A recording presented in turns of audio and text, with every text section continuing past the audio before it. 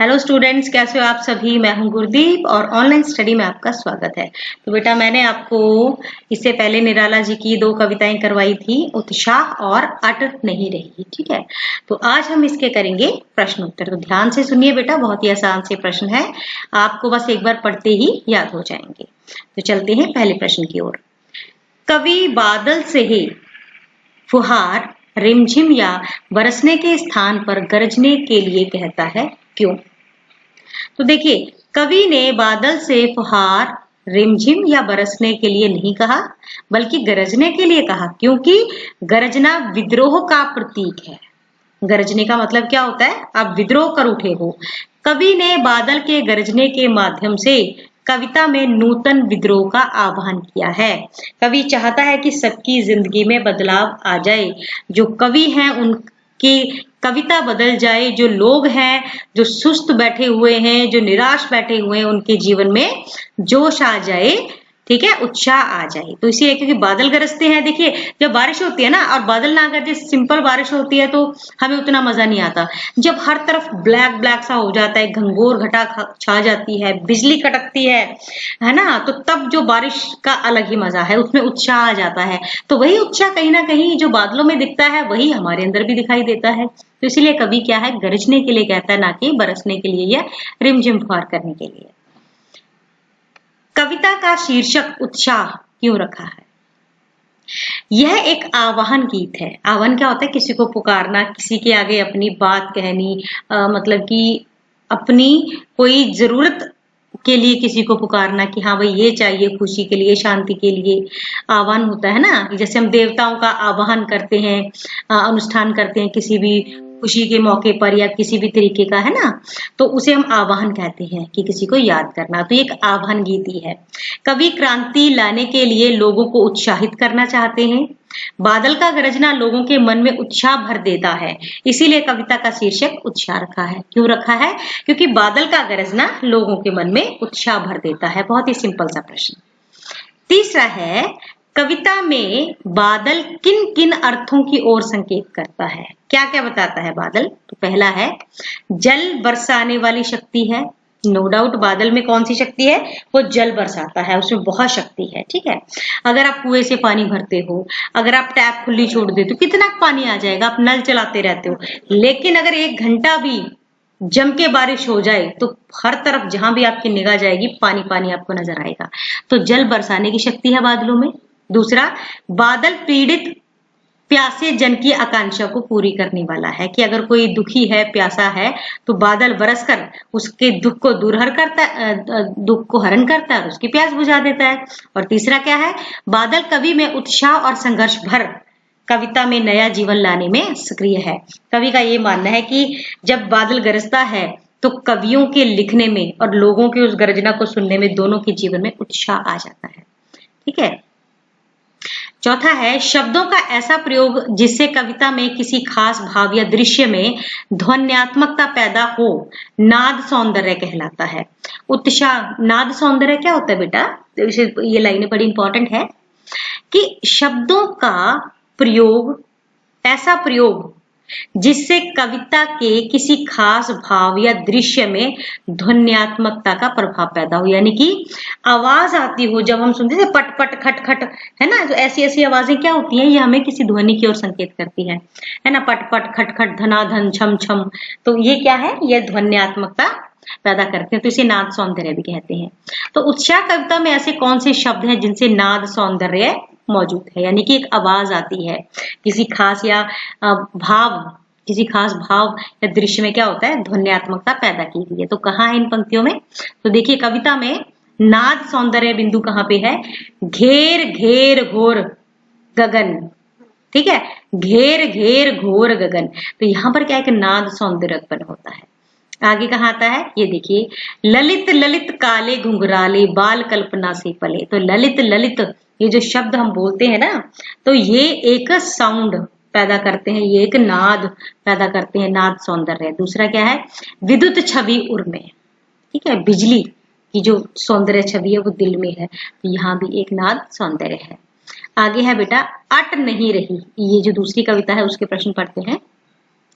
छायावाद की एक खास विशेषता है कि अंतर मन के भावों का बाहर की दुनिया में सामंजस्य, सामंजस्य बिठाना मतलब कि तालमेल बिठाना। कविता की किन पंक्तियों को पढ़कर यह धारणा पुष्ट होती है? तो देखिए, कविता के निम्नलिखित पंक्तियों को पढ़कर यह धारणा पुष्ट होती है कि प्रस्तुत कविता के अंतर मन के भावों का बाहरी दुनिया में सामंजस्य बिठाया गया है। जैसे, कहीं सांस लेते हो, घर घर भर देते हो, उड़ने को नभ में तुम पर पर कर देते हो। तो देखिए, कहीं जब ये बसंत के बारे में कहा गया ना बेटा, सामंजस्य बिठाया गया है कि बाहर क्या है, बाहर प्रकृति, जैसे प्रकृति में क्या हुआ, अभी फागुन महीना आया है, तो जैसे ही फागुन महीने का एंट्री होती है, घर घर खुशबू से भर जाता है, तो अंदर और बाहर का तालमेल बना दिया। उड़ने को नभ में तुम पर पर कर देते हो, कि फागुन का महीना क्या करता है कि वैसे हम कोई भी काम करके राजी नहीं होते, हमारे मन में आलस्य, सुस्ती, ठंड सी छाई रहती है, कभी गर्मी से हम बेचैन होते हैं, लेकिन ऐसे मौसम में, ये मौसम हमारे मन में फागुन का महीना क्या करता है, पर लगा देता है, पंख लगा देता है, जिससे हमारा मन उड़ने को कर जाता है। ठीक है, कवि की आंख फागुन की सुंदरता से क्यों नहीं हट रही है? फागुन का मौसम तथा दृश्य अत्यंत मनमोहक है। चारों तरफ का दृश्य अत्यंत स्वच्छ तथा हरा भरा दिखाई दे रहा है। पेड़ों पर कहीं पे हरी तो कहीं पे लाल पत्तियां हैं। फूलों की मंद मंद खुशबू, धीमी धीमी या भीनी भीनी खुशबू जो है, हृदय को मुग्ध कर रही है, यानी कि मस्त कर रही है, मोहित कर रही है। इसलिए कवि की आंखें फागुन की सुंदरता से नहीं हट रही हैं। तीसरा प्रश्न है, प्रस्तुत कविता में कवि ने प्रकृति की व्यापकता का वर्णन किन रूपों में किया है? व्यापकता मतलब सब जगह समाई होना। प्रस्तुत कविता अट नहीं रही है में कवि सूर्यकांत त्रिपाठी निराला जी ने फागुन के सर्वव्यापक सौंदर्य और मादक रूप के प्रभाव को दर्शाया है। पेड़ पौधे नए नए पत्ते, फल और फूलों से अटे पड़े हैं। हवा सुगंधित हो उठी है। प्रकृति के कण कण में सौंदर्य भर गया है। खेत खलियानों, बाग बगीचों, जीव जंतु, पशु पक्षियों एवं चौक चौबारों में फागुन का उल्लास सहज दिखाई देता है। सिंपल है बेटा, प्रकृति में तो छाए हुआ है, फूल खिल रहे हैं, पशु पक्षी वो भी मोहित होते हैं, जानवर भी खुश होते हैं, इंसान भी खुश होते हैं। क्यों? मैंने आपको बताया बेटा, साइकोलॉजिकल इफेक्ट पड़ता है। जब बहुत गर्मी होती है तो हमारा मन इतना उचाट हो जाता है, घबराहट होती है, इरिटेशन होती है, किसी से बात करने का मन नहीं करता, खिंच जाती है काम करते वक्त। लेकिन जब मौसम अच्छा होता है, हवा अच्छी चल रही होती है, तो कभी पकौड़े बन रहे होते हैं, तो अदरवाइज क्या होता है बेटा, तो रोटी भी नहीं बनाई जाती है ऐसी गर्मी में, तो है ना। तो नहीं, फिर क्या होता है, कढ़ाइयां चढ़ जाती हैं घर में, क्योंकि मन खुश हो जाता है, कुछ नया नया खाने को मन करता है। तो ये जो मौसम है, ये जो प्रकृति की व्यापकता है, ये ना केवल सिर्फ प्रकृति के उपादानों में, बल्कि इंसानों में भी, जो जीव जंतु है वहां पर भी, घर के अंदर भी और घर के बाहर भी, हर जगह असर दिखाती है। फागुन में ऐसा क्या होता है जो बाकी ऋतुओं से भिन्न होता है? तो ये तो बेटा पता ही है, गर्मी में अधिक गर्मी, ठीक है, सर्दियों में अधिक सर्दी, फिर भी पढ़ देते हैं। फागुन में सर्वस्व मादकता छाई रहती है।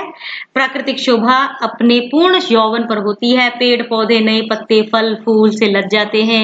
हवा सुगंधित हो जाती है। आकाश साफ हो जाता है। पक्षियों के समूह आकाश में विहार करते दिखाई देते हैं। बाग बगीचों और पक्षियों में उल्लास भर जाता है।